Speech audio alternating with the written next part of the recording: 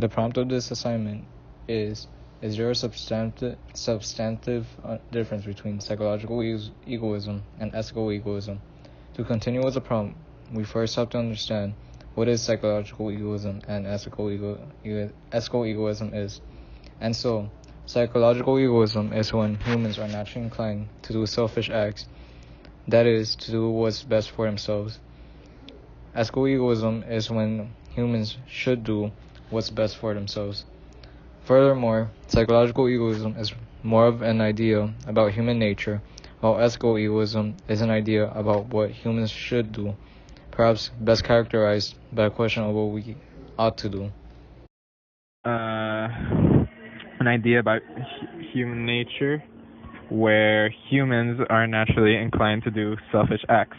That is to say, they do what is best for themselves, while ethical egoism is more an idea about what humans should do, or perhaps best characterized by a question of what we ought to do, where humans should do what is best for themselves, hence egoism.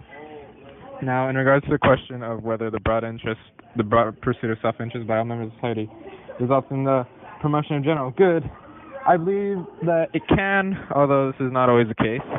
The idea of doing activities for your own personal benefit might seem selfish at first, although when one analyzes it further, one can discover that if every individual were to focus on themselves, there would be little distraction.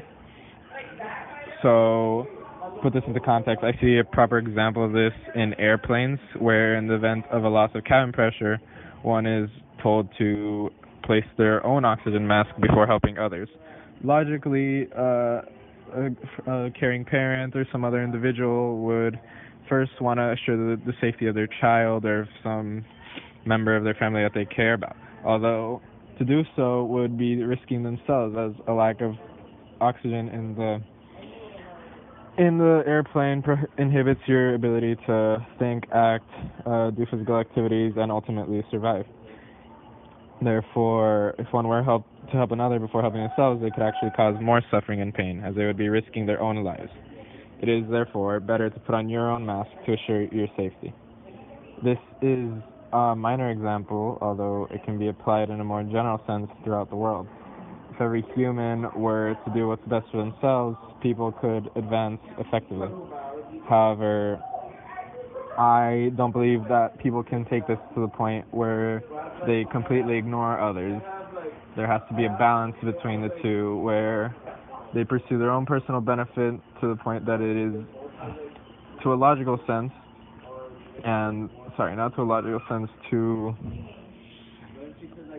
to a point where it's safe, I guess, while also helping others. Yes. Thank you. An argument that refutes ethical egoism is it advocates dividing the world into two categories of a people, ourselves and everyone else, and it urges us to regard the interests of those in the second group. And so egoism urges us to regard the interests of ourselves as exclusively, but then that leads us to regard the interests of everyone else rather than ourselves. As in fact, that causes problems such as conflict of interest because it is an arbitrary doctrine that violates the idea of impartiality or fairness. The idea of impartiality within this context is through the statement that says we should treat people in the same way unless there is a good reason not to. An example of this is when someone donates a homeless person some money since they need it in order to survive, and the person is doing it out of their own kindness. However, the same person who donated money to a homeless person refuses to donate money to another homeless man. He then tries to justify his reasons of refusing to donate to the homeless man by stating the homeless man is a drug addict or alcoholic and will only use the money to buy more drugs or alcohol. But if the accusations made by the person donating money were true, then his actions were justified. In this instance, they are not true, since the person donating money does not know the history of the homeless person and is just inferring such accusations through the homeless person's appearance.